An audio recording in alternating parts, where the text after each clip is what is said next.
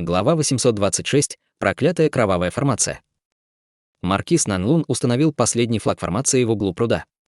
Он криво улыбнулся и, хлопнув ладонями, сказал: «Ну что? Ты закончил. Установив эту формацию, даже в случае большой опасности мы сможем справиться с ней. Остальное будет пустой тратой времени». Лу Вэйн усмехнулся и сказал: «Я бы лучше потратил немного больше времени, чтобы избежать любые сюрпризы. Если за воротами действительно спрятаны только секретные сокровища, то это будет отлично. Но если там что-то еще, стоит лучше подготовиться. Хотя я очень жажду древних сокровищ, я считаю свою жизнь более ценной». Услышав это, маркиз Нанлун покачал головой и ничего не сказал. В этот момент Лу Вэйн установил свою последнюю пластину формации и активировал ограничительное заклинание, создавая слой белого тумана вокруг них. Сделав это, Лу Вэйн кивнул и повернул голову взглянуть на каменные ворота, пылающие алым светом. К этому моменту маркиз Нанлун уже начал терять терпение. Увидев, что Лу Вэйн наконец-то закончил, он сразу же снял с пояса сумку и подбросил ее в воздух. Внезапно из нее вырвался белый свет, в котором были кристаллические останки древнего культиватора. Кровавые проклятые врата очень странные. Чтобы открыть их, нужно либо сущность культиватора, либо его плоть. Плоть, очевидно, исчезла, но в его костях все еще должна присутствовать часть сущности, серьезным тоном проговорил маркиз Нанлун. Затем он выплюнул золотой летающий меч и потянулся к полу, сжав руку в кулак. Кости внезапно поднялись в воздух на 20 метров. Маркиз Нанлун щелкнул пальцем и выпустил белую печать заклинаний, ударив своим золотым мечом в ее центр. Меч загудел, задрожал, а его кончик внезапно вспыхнул ослепительным золотым светом. Вскоре кончик меча стал сиять еще ярче, выпустив в конце концов шар золотого света. Затем шар золотого света метнулся вперед и ударил плавающие в воздухе кости. Золотой свет внезапно озарил все яркой вспышкой. Бесчисленное количество полосцы меча внезапно обвелось вокруг скелета и полностью окутало его. Мгновение спустя воздух наполнился костной пылью. В глазах маркиза Нанлуна вспыхнул свет, и он взмахнул рукавом. Из рукава тут же вырвался туман золотого света и поднял все пылинки от костей. К этому моменту ци золотого меча уже исчезла. Маркиз Нанлун кивнул, увидев, что золотой свет охватил всю костную пыль, и повернулся взглянуть на Лу Вэйна. Когда Лу Вэйн увидел это, он понял, чего хочет маркиз Нанлун. Он хлопнул в ладоши и вынул белый флаг, вокруг которого тут же стал собираться поток воздуха. В этот момент маркиз Нанлун сел, скрестив ноги, и сделал жест заклинания рукой. Из его руки разноцветные заклинания вылетели и ударили золотой туман, окутавший костную пыль. Под воздействием заклинаний костная пыль внутри золотого тумана начала медленно вращаться. Полупрозрачная костная пыль начала сверкать различными цветами, становясь все более яркой. В этот момент Лу Вэйн сделал пробный удар по каменным воротам. Вместо того, чтобы атаковать своим флагом, он выпустил несколько огненных шаров к каменным воротам с другой стороны. Как только огненные шары приблизились к каменным воротам, пространство вокруг окутал багровый свет, принимая форму призрачного лица высотой 3 метра, которое было идентично тому, что было на каменных воротах. Внезапно оно поглотило огненные шары, сверкнуло красным светом и исчезло. Лу Вэйн испугался при виде этого, немного поколебавшись, направил флаг на каменные ворота. Ветряной дракон, сконденсировавшийся вокруг флага, неистово закричал в воздухе и атаковал каменные ворота. Призрачное лицо вновь появилось с раскрытой пастью. Из его пасти вырвался луч света, который мгновенно поглотил ветреного дракона, втянув его в пасть. На лице Лу Вэйна тревога смешалась с яростью. Лу Вэйн и маркиз Нанлун невольно переглянулись между собой в смятении. Маркиз Нанлун вздохнул и медленно сказал: «Проклятые кровавые врата действительно странные. Давай просто снимем ограничительное заклинание, как указано в записях мастера Цань Куна». Лу Вэйн потер подбородок и кивнул. Хотя у него были более мощные атаки, лицо призрака было действительно странным. Он не хотел превозмогать, поэтому не стал возражать. Учитывая великолепную репутацию мастера Цань Куна в прошлом, его метод для снятия ограничительного заклинания должен оказаться лучше. «Вперед!» — крикнул маркиз Нанлун, а затем указал на шар золотого света вверху. Шар загудел и вспыхнул ярким светом, а затем приблизился к каменным воротам.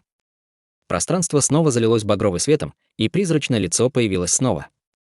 Но когда золотой свет приблизился к лицу призрака, он слился с костной пылью и превратился в частицы белого света, а затем прилип к лицу призрака.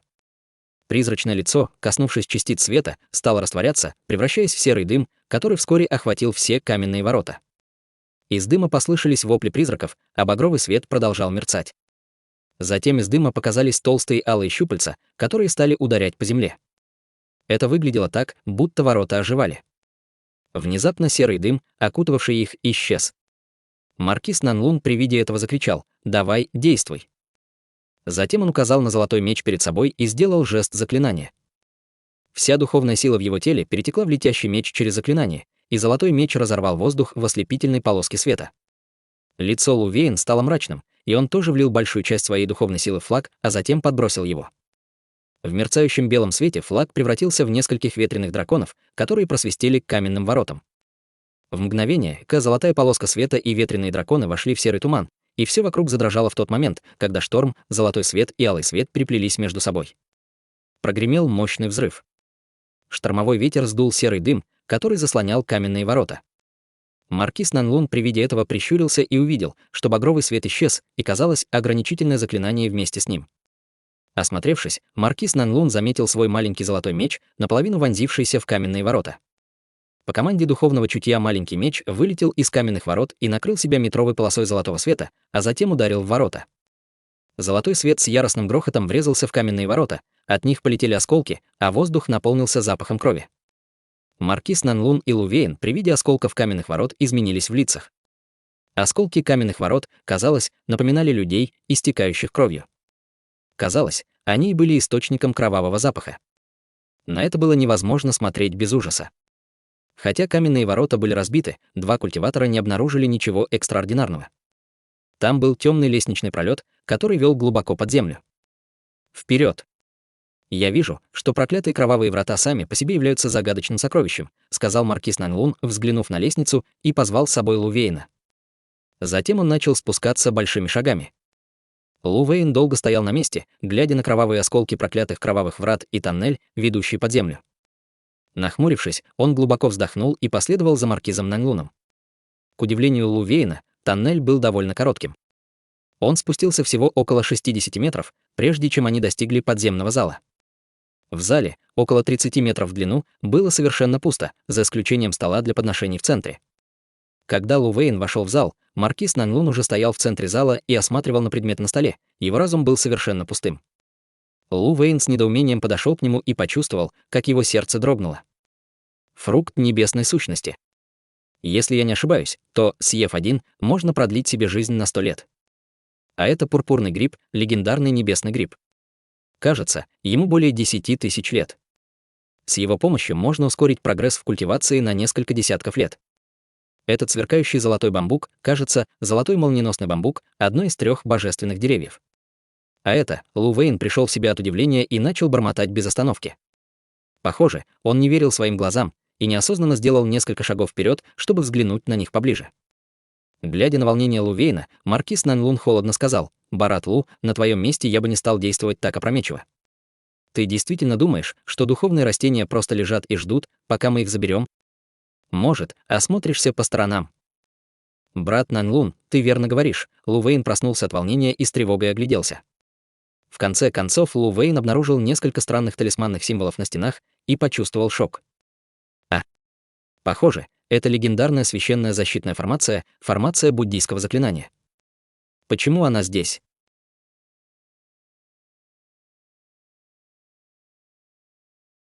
Глава 827. Малая священная защитная формация. Хотя тон маркиз Нанлуна звучал спокойно, в его глазах горело желание заполучить лекарственные растения. Они были именно тем, что им обоим было нужно. Теперь, будучи так близко, маркиз Нанлун и Лу Вейн чувствовали, что их волнение и жадность практически неудержимы. Как только маркиз Нанлун вошел в комнату, он сразу же увидел лекарственные растения и потянулся к ним, но не ожидал, что там появится такая странная формация. В результате его силой оттолкнуло, он был вынужден ждать, пока Лу Вейн догонит его. Услышав, как Лу Вейн упомянул название малой священной защитной формации, маркиз Нанлун почувствовал, как его дух дрожал от радости. Столкнувшись в этим ограничительным заклинанием, он почувствовал, что оно сильно отличается от любой другой формации, которую он исследовал в прошлом. Это очень обеспокоило его. Лу Вейн имел представление об этой формации. Маркиз Нанлун с силой подавил волнение и спросил: «Брат Лу, ты знаешь об этой формации?» В прошлом я приобрел кое-какие записи о культивации в нескольких буддийских сектах. Хотя я не мог культивировать их техники, я изучил несколько ограничительных заклинаний. Малая священная защитная формация была одной из самых удивительных среди них. Брат Наньлун, если это действительно она, то справиться с ней будет чрезвычайно хлопотно. Лу Вэйн посмотрел на стол и нахмурился. Маркиз Наньлун сказал с недоверием: «Что ты имеешь в виду? Неужели его просто нельзя разрушить силой?» Лу Вэйн объяснял с торжественным выражением на лице: «Это малая священная защитная формация, бессмертная изолирующая формация. Это одно из немногих ограничительных заклинаний в этом мире, которое можно преодолеть только грубой силой, нет других способов снять ее. Нам нужно будет постоянно атаковать ее со всей силы. Хотя его защитные способности не выше, чем у других, это заклинание невероятно прочное и обладает способностью быстро восстанавливаться, пока не будет полностью уничтожено. Она вполне заслуживает того, чтобы быть формацией буддийского заклинания, учитывая ее прочность». Словно подтверждая свои слова, Лу Вэйн взмахнул рукой и выстрелил огненным шаром в стол в 10 метрах от него. Огненный шар с грохотом взорвался и исчез, даже не коснувшись его. Над столом сгустился слой духовного света, ярко засверкавший золотом. На барьере появились маленькие цепочки древних талисманных символов, напоминающие маленькие серебряные цветы. Маркиза Наньлун нахмурился. Глядя на нее раньше, он не выглядел таким встревоженным. «А? Что это?» — тревожно вскрикнул Лу Вэйн. Маркиз Наньлун неосознанно посмотрел на него, увидев, что тот смотрел в часть золотого барьера большим удивлением. Удивление вспыхнуло и в глазах маркиза Наньлуна, когда он попытался заглянуть в барьер как можно дальше. Сквозь золотой свет он увидел плавающую в воздухе серебряную чашу для пожертвований размером с человеческую голову. Поверхность чаши была покрыта различными талисманными символами. Вокруг чаши парило 8 белых нефритовых талисманов, а над ней 3 изысканных предмета. Маркиз Наньлун пристально взглянул на увиденное и обнаружил, что это был маленький серебряный меч, угольно-черный буддийский посох и кроваво-красная жемчужина. Хотя эти 3 предмета были длиной всего около дюйма, они излучали переплетающиеся между собой нити света, которые покрывали чашу для пожертвований, что плавала над столом. Маркиз Наньлун был ошеломлен. Спустя мгновение чаша для пожертвований, нефритовые талисманы и 3 магических инструмента странным образом исчезли из поля зрения. Затем золотой барьер, окруженный талисманными символами, тоже исчез. Что происходит? Когда световой барьер впервые появился, этих предметов не было, но когда Лу Вэйн ударил по нему, там появились эти предметы. Подумал маркиз Наньлун, когда световой барьер исчез. Казалось, он недоумевал от увиденного. Лу Вэйн, между тем, просто смотрел на предметы, которые только что появились, и о чем-то задумался. Очевидно, духовные растения служили лишь фоном для других предметов в формации. Какие сокровища могут оказаться даже более ценными, чем эти небесные лекарственные растения? Хотя это было только предположение, Лу Вэйн почувствовал, как его сердце задрожало от волнения. Он уже забыл все опасения по поводу проклятых кровавых врат. «Брат Лу, кажется, мы пришли в нужное место. Если мы сможем разрушить эту формацию, наше путешествие не будет напрасным». Маркиз Наньлун пришел к тому же выводу, что и Лу Вэйн, и улыбнулся ему. Лу Вэйн слегка улыбнулся и сказал: «Верно. Я и представить не мог, что за проклятыми кровавыми вратами будет спрятано так много секретных сокровищ. Однако, снять это ограничительное заклинание будет не так легко. Нам придется потратить на это много времени и сил. Хех. Я готов пожертвовать не только своей силой, но и 10 годами своей жизни, чтобы приобрести эти сокровища. Ты сказал, что только грубая сила сможет снять формацию. Кажется, мы будем очень заняты, так что не будем терять время. Начинаем немедленно». Сказав это, маркиз Наньлун взглянул на Лу Вэйна и добавил: «А когда мы сломаем формацию, разделим сокровища поровну».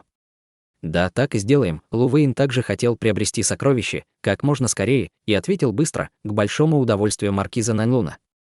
В этот момент они увеличили расстояние между ними и стали намного более бдительными по отношению друг к другу. После этого Лу Вэйн вынул белый флаг и поднял его в воздух, а затем сделал рукой жест заклинания.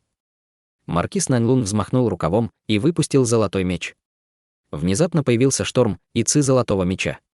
Как только они приблизились к столу, появился золотой световой барьер, и глубоко под землей начали непрерывно звучать взрывы. В небе, около вершины горы, летела полоска лазурного света. Это был Ханьли, который в настоящее время очень спешил. Он уже преодолел гору с парящими фиолетовыми скорпионами и собирался войти в пещеру, чтобы вернуться во внешнюю часть долины. Поскольку Ханьли ранее шел этим путем, путешествие прошло гладко и быстро. То, что раньше заняло целый день, теперь заняло у него лишь треть времени. В тот момент, когда он был всего в 2 часах от пещеры, он вдруг услышал вдалеке цепь взрывов. Выражение его лица дрогнуло, и он остановился взглянуть в то направление, откуда слышались взрывы. Он быстро распространил свое духовное чутье и почувствовал странные духовные колебания Ци. Хань Ли неосознанно прищурился и увидел, что с далекой горы исходят слабые вспышки белого света. Если он не ошибался, то это была область, в которой он заметил ограничительные заклинания. Возможно, это была область, в которой находились сокровища древних культиваторов. Очевидно, что другие культиваторы также вошли вглубь долины в поисках сокровищ. Подумав об этом, Хань Ли покачал головой. Он на мгновение испытал искушение воспользоваться хаосом ради собственной выгоды, но вскоре он отбросил эту идею. Поскольку он боялся привлечь внимание окружающих, он лишь быстро пронесся мимо них и не стал изучать охотников за сокровищами. На данный момент Хань Ли считал, что лучше избегать любых неприятностей, которые могут возникнуть на его пути. Таким образом, он дальше понесся по небу. В десятках километров в том направлении, куда смотрел Хань Ли, была группа дюжина культиваторов, которые яростно атаковали белый барьер, покрывающий небольшую гору. Их возглавляли мауланский божественный мудрец Чжун и женщина по имени Ле. Все культиваторы были воинами-заклинателями. Как только Хань Ли улетел, лоб божественного мудреца Чжуна дрогнул, и он неосознанно посмотрел в сторону Хань Ли. Воительница Ле заметила взгляд ученого и спросила, что такое. Неужели брат Чжун обнаружил что-то неладное? Ученый безразлично ответил: ничего. Я просто почувствовал, что культиватор небесного южного региона пронесся мимо нас своим духовным чутьем. Однако, похоже, что он не собирался вмешиваться и пролетел мимо. Поскольку мы близки к тому, чтобы снять ограничительное заклинание, лучше не будем отвлекаться. Воительница Ле вздохнула и беспомощно сказала: брат Чжун дело говорит. Мы достигли критического момента для снятия ограничительного заклинания. Я надеюсь, в этот раз мы найдем сокровища. В прошлый раз мы потратили много сил, пытаясь разрушить ограничительное заклинание, а в нем ничего не было. Кроме того, мы потеряли 2 наших людей в пространственной щели. Услышав ее слова, божественный мудрец Чжун нахмурился: с этим ничего не поделаешь. Мы никак не можем защититься от этих невидимых пространственных щелей. Приготовленные нами низкоранговые духовные птицы исчезли, как только мы вошли в долину, и они были совершенно неуправляемыми. Если бы мы смогли их использовать для разведки, нам бы не пришлось терять 2 человек. Воительница Ле задумчиво сказал: духовные птицы, кажется, были в ужасе от внутренней части долины. Неужели здесь есть что-то, что предназначено для сдерживания демонов? Чернокрылый ястреб, которого я позаимствовала, это духовное животное 5-го уровня, но даже он не смог услышать мои приказы, как только мы вошли в долину. Он даже не хотел покидать сумку для хранения духовных зверей. Кажется, в этой долине падения демонов действительно есть что-то странное. Холодный блеск появился в глазах ученого, и он мрачно сказал: возможно. Эта долина — самое опасное место в небесном южном регионе. Естественно, в этом месте есть нечто странное. Однако мы пришли сюда не для того, чтобы разгадывать секреты долины, а на поиск древних сокровищ и духовных растений от имени Мулана. Поэтому мы должны продолжать, даже если не можем использовать духовных птиц. Нам пришлось торговаться с 4 сверхдержавами небесного южного региона, чтобы воспользоваться этой золотой возможностью. Мы не можем упустить ее сейчас.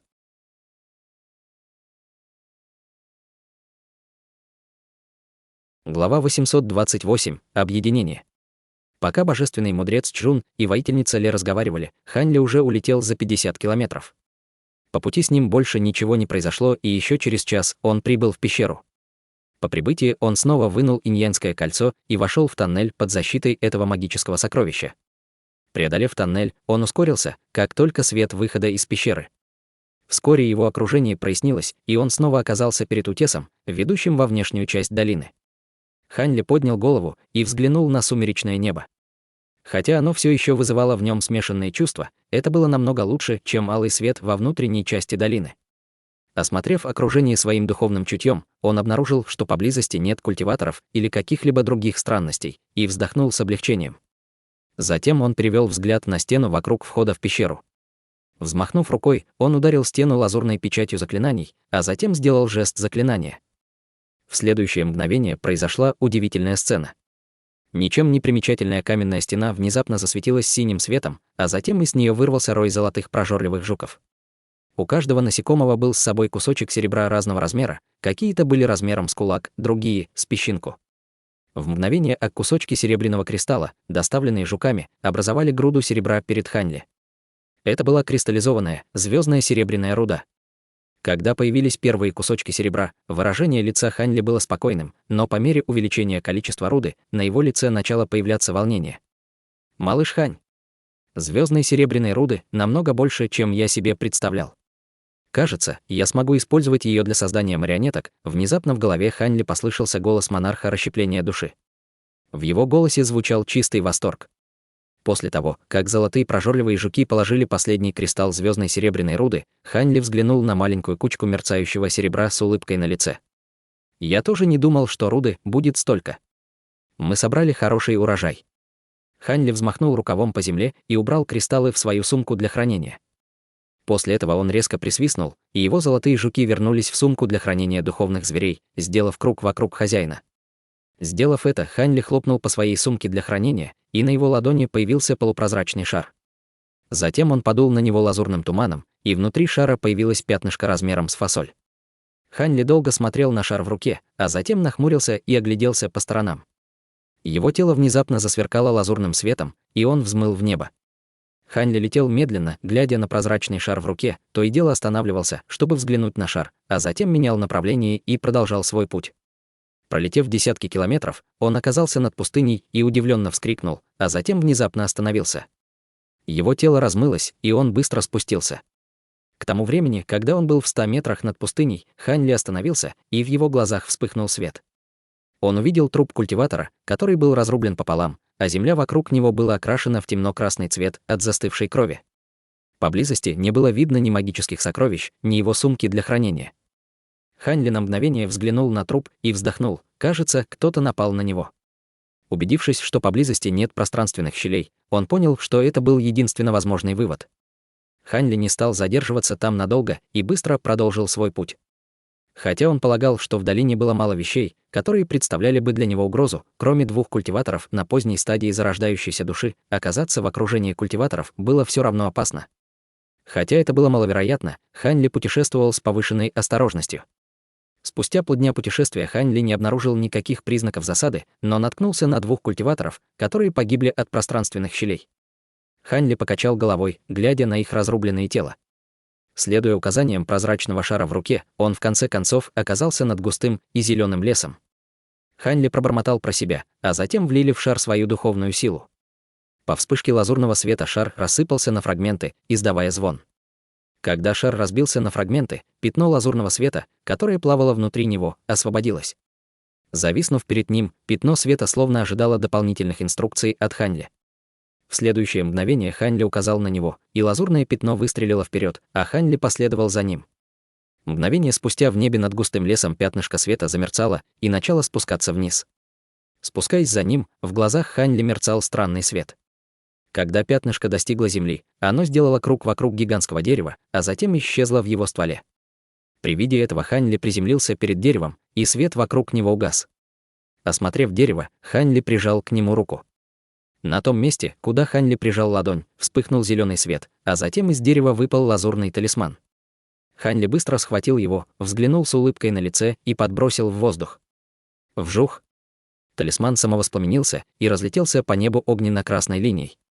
На этот раз Ханли остановился на мгновение и сел, скрестив ноги, на земле, а затем закрыл глаза и стал восстанавливать магическую силу, которую он использовал по пути сюда. Вскоре полоска красного света упала в ничем не примечательном уголке леса. Затем еще одна полоса света появилась в небе и полетела к месту, где находился Ханли. До того, как пришла полоска света, Ханли открыл глаза и посмотрел на ее приближение. Полоска света вскоре прибыла к нему. Она один раз облетела вокруг Ханли, словно проверяя его личность, а затем опустилась на землю. Как только полоска света коснулась земли, свет мгновенно исчез, раскрывая женщину в белом халате, которая обладала потусторонней красотой. Ханли спокойно посмотрел на нее и сказал: «Леди Фиолетовая духовная фея, ты прибыла довольно быстро». «Быстро. Я ждала тебя здесь несколько дней». За это время 7 групп культиваторов обыскали этот лес, и я с каждым разом нервничала все больше. Я уже собиралась уходить, если бы брат Хань не пришел. В мягком голосе фиолетовой духовной феи слышалось раздражение. Хань Ли улыбнулся и посмотрел на ее безупречное лицо, а затем сказал: «Леди Фиолетовая Духовная Фея, ты показала свое настоящее лицо, это большая неожиданность для меня. Я думал, что тебе легко скрывать свою внешность». Фиолетовая Духовная Фея поджала губы и ответила более нежным тоном: «Войдя в долину, я использовала сокровище, чтобы скрыть свою истинную внешность. Однако в долине, похоже, установлено какое-то ограничительное заклинание, которое делает его неэффективным. Поскольку у меня нет возможности скрыть свою настоящую внешность, я хожу так». «Что? Неужели мое невежливое появление не было замечено братом Ханем?» «Фиолетовая Духовная Фея, должно быть, шутит», — с кривой ухмылкой сказал Хань Ли, а затем его лицо внезапно стало торжественным. «Ладно, шутки в сторону. Это было первое место, которое ты нашла и отметила». Фиолетовая Духовная Фея убрала улыбку с лица и ответила: «Верно. Оно должно быть настоящим, поскольку первоначальная отметка была уничтожена сектой Духовного Призрака. Однако найти его должно быть не проблема». Когда Хань Ли услышал, как она упомянула секту Духовного Призрака, он поднял бровь и холодно улыбнулся. «Раз так, давай просто последуем за учениками секты Духовного Призрака. Это сэкономит нам время». «Как скажешь, брат Хань». Месяц назад я поместила талисман слежения секты изысканного звука на ученика секты Духовного Призрака, который дал мне информацию. Талисман слежения сделан не из магической силой, а ароматом, который невозможно обнаружить другим. Хотя диапазон этого аромата невелик и он исчезает через 2 месяца, его должно быть достаточно, чтобы выследить ученика секты Духовного Призрака, на котором я его разместила. Мне придется побеспокоить тебя, чтобы ты показала мне дорогу. Сначала нам стоит отыскать ученика секты Духовного Призрака, а затем мы проверим метки, которые они оставили ранее. Таким образом, фрукт духовного роста будет наш». Сказав это, Хань Ли медленно встал. Белка с серебряным хвостом внезапно вырвалась из густого леса и взлетела в небо. Понюхав воздух, она метнулась в определенном направлении. Вскоре после этого 2 полоски света последовали за ней, не отставая ни на шаг.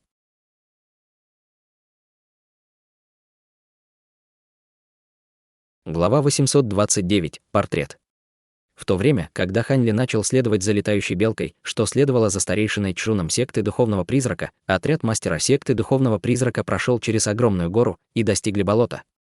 Болото было тусклым и влажным, повсюду были лужи, что затрудняло перемещение культиваторам.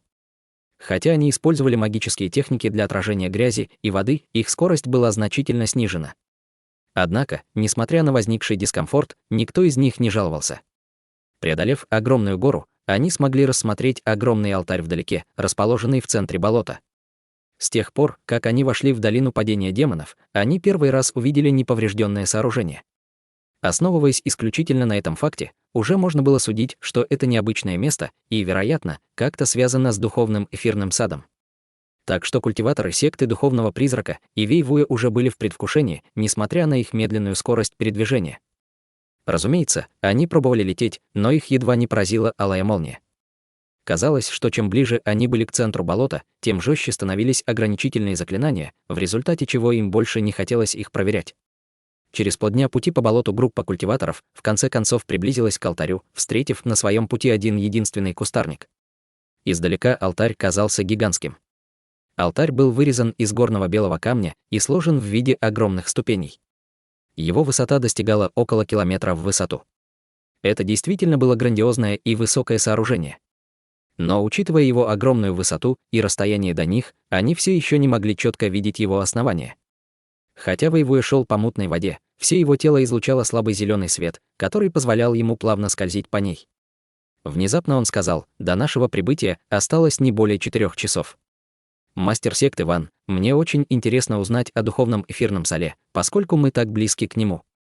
Ван Тяньшин слегка улыбнулся и сказал: «Брат Вэй, будь спокоен. Когда придет время, я обязательно расскажу тебе все». Вэйвуй кивнул и собирался спросить еще что-то, как вдруг от ученика секты, который шел впереди, вспыхнул зеленый свет. Ученик отшатнулся назад, а затем у него с плеч покатилась голова, приземлившись в мутную воду. Пространственная щель. При виде этого Ван Тяньшин изменился в лице. На лицах Ван Тиньгу и Вэйвуя также стали мрачные выражения. Хотя Вэйвуя и Ван Тиньгу не знали, что замышляет Ван Тяньшин, до этого их путь шел гладко, и они расслабились и потеряли бдительность. Теперь, когда перед ними появилась пространственная щель, они почувствовали, как их сердца задрожали от страха. Остальные 3 учеников секты Духовного Призрака при виде этого побледнели, и вся группа остановилась. Ван Тяньшин посмотрел на труп ученика, убитого пространственной щелью, и выражение его лица дрогнуло. В этот момент Вэйвуя закрыл глаза и проверил местность своим духовным чутьем, а затем открыл снова и покачал головой. Пространственные щели недостаточно велики, чтобы ощутить их духовным чутьем. Ван Тиньгу, услышав это, несколько раз щелкнул пальцами, выпустив 5 шаровых молний подряд. 3 из огненных шаров исчезли без следа, в то время как другие 2 взорвались при контакте с землей, оставив 2 большие дыры позади. Ван Тиньгу сказал расслабленным тоном: пространственная щель очень мала и лишь слегка наклонена. Мы сможем обойти ее. Ван Тяньшин пробормотал мрачным тоном: хотя эта пространственная щель мала, кто знает, сколько еще мы встретим впереди. У нас всего одна жизнь. Согласно известной мне информации, на пути не должно быть пространственных щелей. Неужели тот человек что-то скрыл от нас? Выражение лица Вэйвуя дрогнуло, когда он это услышал, но ничего не сказал. Ван Тиньгу взглянул на алтарь вдалеке, а затем оглянулся на труп, лежащий на земле, и выглядел несколько растерянным. Тогда что нам делать, мастер секты? Ван Тяньшин напряженно нахмурился и посмотрел на небо, не ответив сразу. Немного подумав, он глубоко вздохнул и сказал: сначала я планировал подождать, пока мы не дойдем до алтаря, прежде чем рассказать это, но теперь у меня нет выбора. Я все вам расскажу. Когда Вэйвуя и другие услышали это, они с тревогой переглянулись между собой. Ван Тяньшин взмахнул рукавом в лучах серебряного света, вызвав в руку простой свиток. Свиток был длиной в метр и сверкал серебряным светом. Это Ван Тиньгу невольно вскрикнул при виде свитка. Ван Тяньшин посмотрел на Ван Тиньгу и усмехнулся: конечно, ты знаешь, что это такое. В конце концов, ты сам дал мне его. Все, что я знаю о духовном эфирном саду, взято из этого свитка. Услышав это, Ван Тиньгу был ошеломлен. Этот свиток был портретом мастера Цанькуна, который находился в его скрытом логове в долине Мауланей. Ван Тяньшин подбросил свиток в воздух, поддерживая огромным световым шаром. Сделав жест заклинания, он указал на свиток. Свиток быстро раскрылся, обнажив портрет ученого в конфуцианской одежде с мечом за спиной. Этот человек смотрел в небо на задней части портрета. Ван Тиньгу и другие широко открыли глаза, уставившись на портрет. Спустя время никто так ничего и не заметил. Но когда Вэйвуя пронесся мимо портрета, его духовное чутье дрогнуло, а на лице появилось удивление. Ван Тяньшин поинтересовался, увидев, что Вэйвуя изменился в лице, как и следовало ожидать от культиватора на поздней стадии зарождающейся души. Брат Вэй быстро смог раскрыть тайну. Мне удалось найти особенность этого свитка только потому, что я выработал некую секретную технику. Ничего особенного. Это похоже на магический инструмент с пространственным карманом, который я встречал давным-давно. Если бы брат Ван не сказал об этом, я бы ничего такого не заметил, со странным выражением на лице. Ван Тяньшин улыбнулся и больше ничего не сказал. Затем он поднял руку и выпустил черную печать заклинаний из рукава, ударив по свитку. Холодно фыркнув, он сказал: «Ты не собираешься выходить? Или ты хочешь, чтобы я использовал дьявольский огонь, чтобы заставить тебя выйти?» Другие были встревожены, услышав это, и почувствовали себя немного сбитыми с толку. Вэйвуя также удивленно вскинул брови со следами недоумения на лице. После этого произошло немыслимое событие. Из свитка послышался мужской голос: «Разве мы об этом договаривались раньше? Почему ты вызвал меня до того, как мы прибыли на место? Теперь, когда ты вызвал Мен перед таким большим количеством людей, ты хочешь отменить нашу сделку?» Свиток засверкал серебряным светом, и ученый на портрете внезапно превратился в мужчину средних лет с длинными волосами. Выглядел он весьма недовольным. Не только остальные ученики секты Духовного Призрака были поражены этой сценой, но и челюсть Ван Тиньгу отвисла от удивления. Вэйвуя лишь на мгновение продемонстрировал удивление, а потом выражение его лица пришло в норму. Затем он уставился на портрет с задумчивым выражением лица. Ван Тяньшин фыркнул: «Разве я не спрашивал тебя, насколько безопасен маршрут, который ты мне дал? Здесь была невидимая пространственная щель, которая убила ученика моей секты. Когда я шел по этому пути, здесь было совершенно безопасно. Откуда сейчас здесь проблемы?» Губы портрета зашевелились, упрекнув Ван Тяньшина. Тогда, объяснив все это, мастер секты Духовного Призрака угрюмо взглянул на труп ученика, который лежал возле невидимой пространственной щели. Портрет на мгновение остановился и пробормотал про себя, а затем исчез из поля зрения.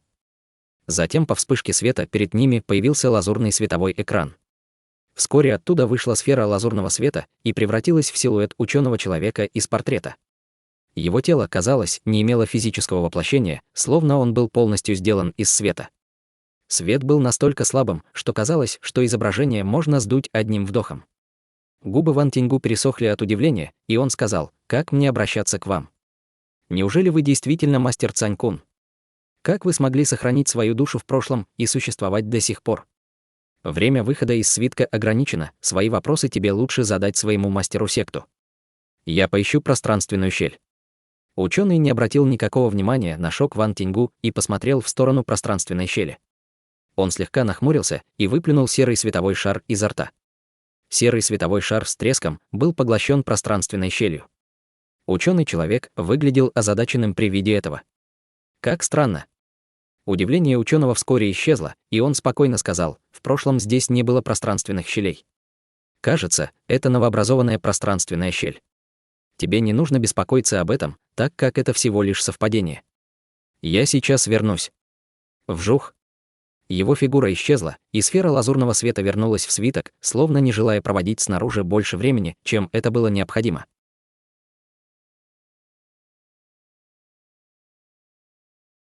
Глава 830. 1000 нитей духовного чутья. Силуэт ученого исчез в мгновение ока, к большому удивлению всех присутствующих. Вэйвуй остановился и сказал: «Мастер секты Ван, этот человек действительно мастер Цань-кун. Поскольку у этого человека осталось лишь немного сущности, его нельзя считать большой угрозой, независимо от того, кем он был в прошлом. Это он рассказал тебе о саде духовного эфира. Когда Ван Тяньшин услышал, что это была новообразованная пространственная щель, он расслабился. Повернувшись к Вэйвуе, он сказал: можно сказать, что он и мастер Цань-кун, и нет. И да, все, что мы знаем о духовном эфирном саду, я узнал от него. Что ты хочешь этим сказать? Нет необходимости держать это в тайне, раздраженно сказал Вэйвуе. Ван Тяньшин спокойно объяснил: брат Вэй неправильно меня понял. Душа в портрете, которую ты видел, это рассеянная душа одного из воплощений мастера Цань-куна. Когда это воплощение проникло в долину падения демонов, оно было уничтожено ограничительным заклинанием. В результате мастер Цань-кун использовал технику выращивания души, чтобы превратить фрагмент души в магический свиток для ее восстановления. Но теперь, когда настоящий мастер Цань-кун умер множество лет назад, это воплощение души стало независимым. Можно сказать, что это воплощение души стало совершенно другим человеком. Вэйвуе удивился, услышав это, а Ван Тиньгу поджал губы и криво усмехнулся. Кажется, ему было горько от того, что он сам не смог раскрыть секрет свитка ранее.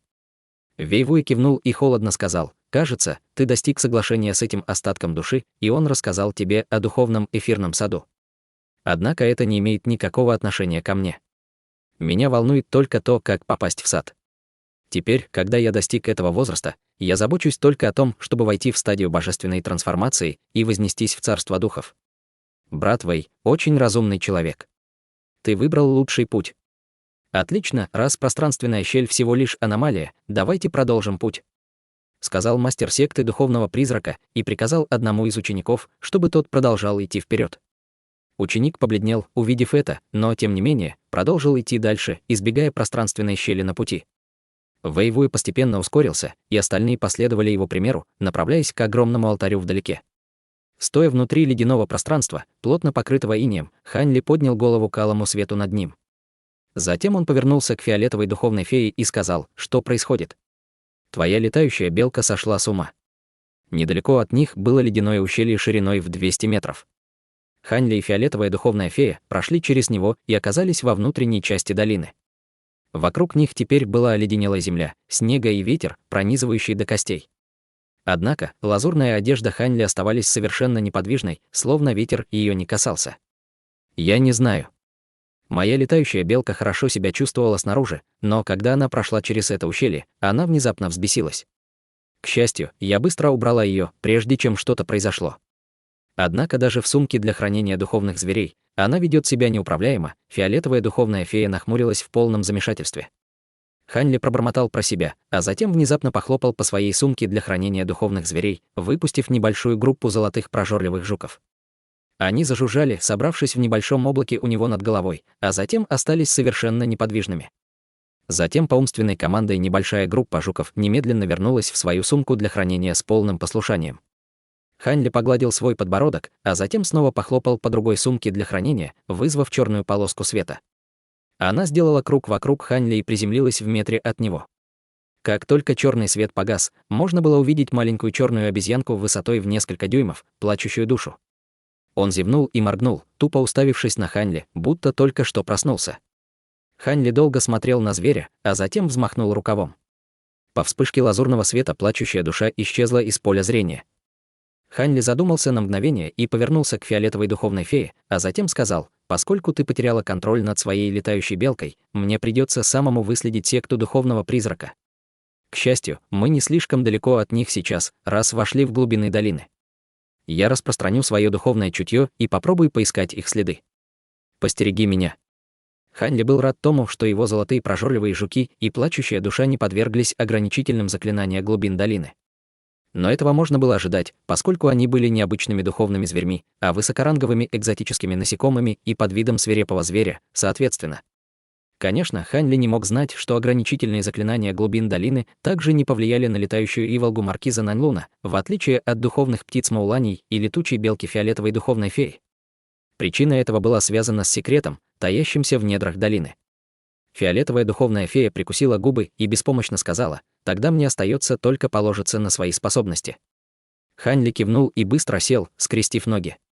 Как только он закрыл глаза, его тело засверкало ярким светом нитей ци, что иногда парили в воздухе. Фиолетовая духовная фея ждала сбоку, мельком поглядывая на невыразительное лицо Ханьли.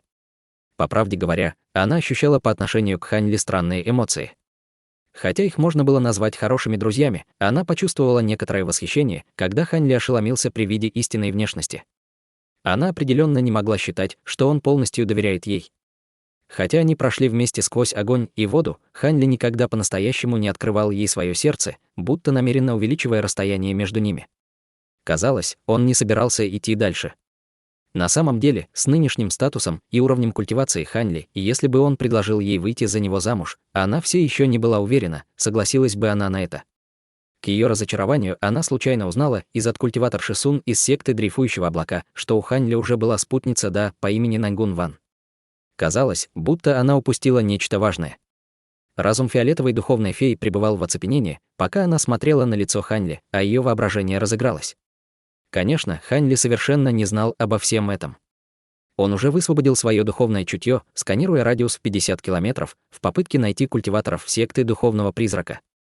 Однако его поиски оказались напрасными. Ханьли нахмурился, но не расстроился. Затем он распространил свое духовное чутье в радиусе более 100 километров, но все равно не смог обнаружить ауру каких-либо других культиваторов. Немного подумав, Ханьли похлопал по сумке для хранения духовных зверей и сделал жест заклинания, выпустив в воздух более 1000 золотых прожорливых жуков. Вперед! Ханьли широко открыл глаза и ударил по жукам лазурной печатью заклинаний. Рой жуков громко зажужжал, а затем рассеялся по всем направлениям и улетел прочь. Затем Ханьли снова закрыл глаза, и свет, окружающий его тело, стал еще более ярким. Фиолетовая духовная фея при виде этого встревожилась, поскольку она не понимала, что делал Ханьли. В тот момент Ханьли уже достиг вершины техники великого развития. Он силой разделил свое духовное чутье на более чем 1000 нитей и присоединил их к каждому из золотых прожорливых жуков, оставив при себе несколько нитей, чтобы защитить себя. С помощью нитей своего духовного чутья могли видеть глазами золотых прожорливых жуков, которыми они обладали, но они не могли чувствовать ауру культиваторов. Жуки разлетелись в поисках следов культиваторов.